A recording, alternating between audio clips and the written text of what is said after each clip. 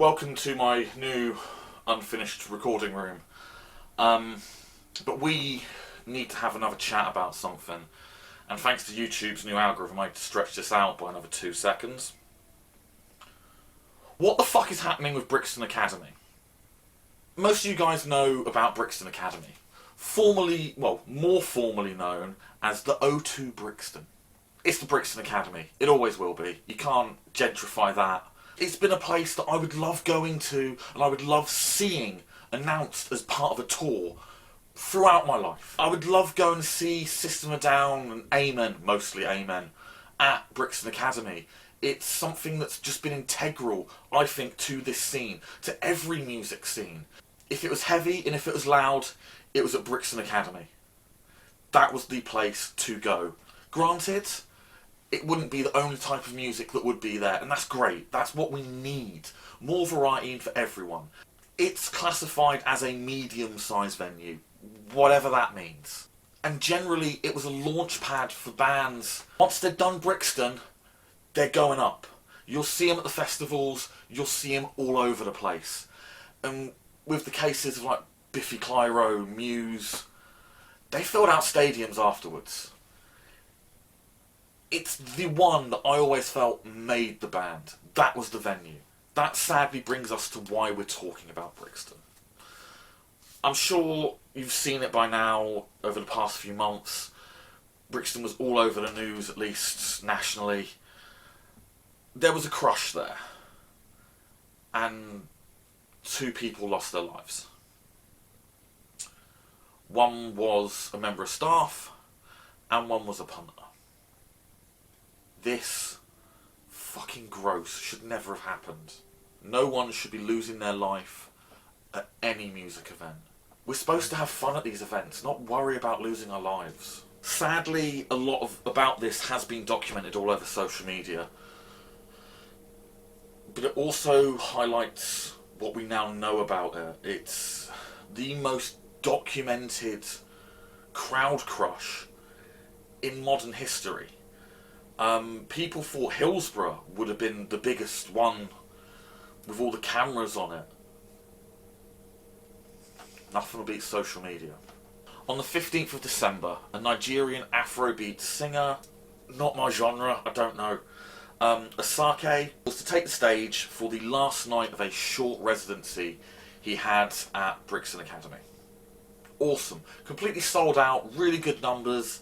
Like I said, stars on the rise, go to Brixton. The doors opened at 1900, 7 PM, and DJs were due to start within 15 minutes. By 8 o'clock, a small gathering of people was spotted outside the building. And this can be seen in footage that's been uploaded online. Nothing to worry about, it's just a crowd just getting formed. By 9:17, it started to change. Security had to close the doors. They were at capacity. A crowd of literally hundreds had gathered outside Brixton Academy and were trying to get in. Some have claimed they had real legitimate tickets. At 9:30 that evening, the police were called. Historically, calling the police in Brixton has never really been a good idea. By 10:45, so an hour and a quarter after the police were called, it had turned. It was no longer peaceful scenes. It's people forcing their way in. There's footage online showing the crush at the doors. You can hear people calling out that they can't breathe. It's not fun to watch this stuff, especially when you know what happens next. Outside, the police have been seen moving barriers, whether that was to restrict people from getting into the site or to stop them getting out. No one's quite sure. Footage did go up of the doors buckling and giving in.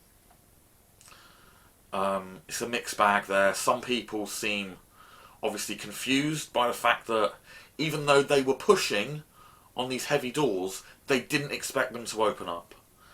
And some, well, they just went right in.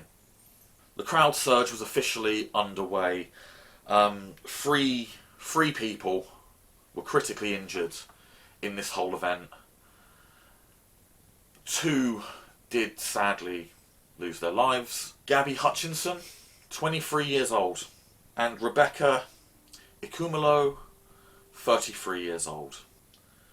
Rebecca left behind children. Gabby, she was 23.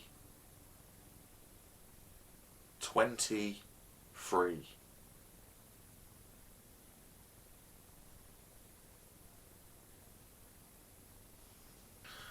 As a member of security staff and a fan, and these people should not be gone. This cannot happen again anywhere, any gig, any live event, sports, music, conventions, anything. It can't happen again. It doesn't matter about the genre of music you're listening to. It doesn't matter what you've gone to see. This event should never have happened. In the months since, a lot of talk has gone online about who's to blame for this. A lot of people are saying it's the fans, which partially I can see why.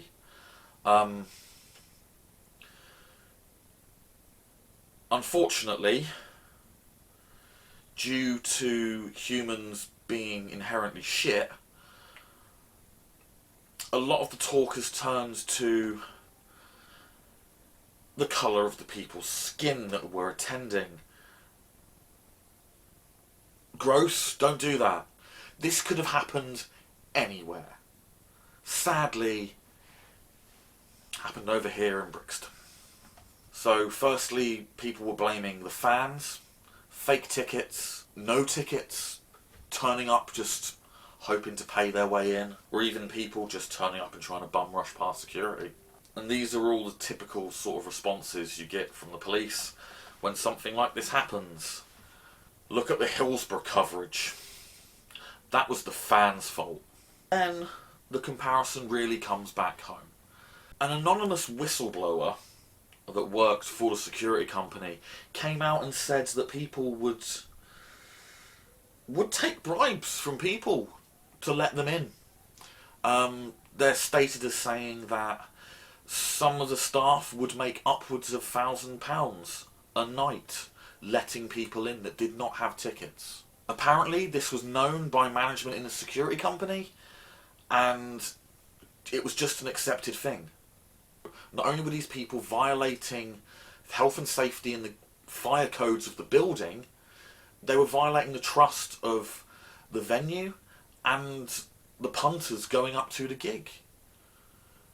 As much as everyone dislikes the overzealous security guards at a gig, they are there to keep us safe. Even after Ash got punched square in the spine by someone at Skindred at the Roundhouse, after the security guy at the tram shed didn't watch us as we're literally flagging him down that someone had collapsed.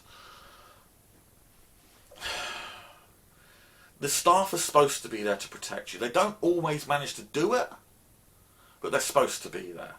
And the problem is that this whistleblower, it's come out that these allegations are far more than just Brixton.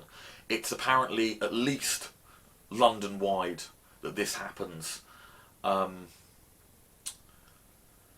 that's going to be interesting. We've only just really got the music scene back up again, and that's going to go. If they can prove what this guy said. The day after it happened, the venue had their licence suspended, which they fully agreed with, and they voluntarily closed their doors for the next 3 months in line with this suspension, so they could review and look at everything that had gone wrong to see if they could prevent it from happening again. Unfortunately for them, 1 month later, with all the anonymous whistleblower stuff coming out, the police have revoked their licence for a further 3 months. There is due to be another meeting about this licence on April 16th. Obviously, this has had an incredible impact on gigs at the venue. 2 gigs I was planning on attending have been affected.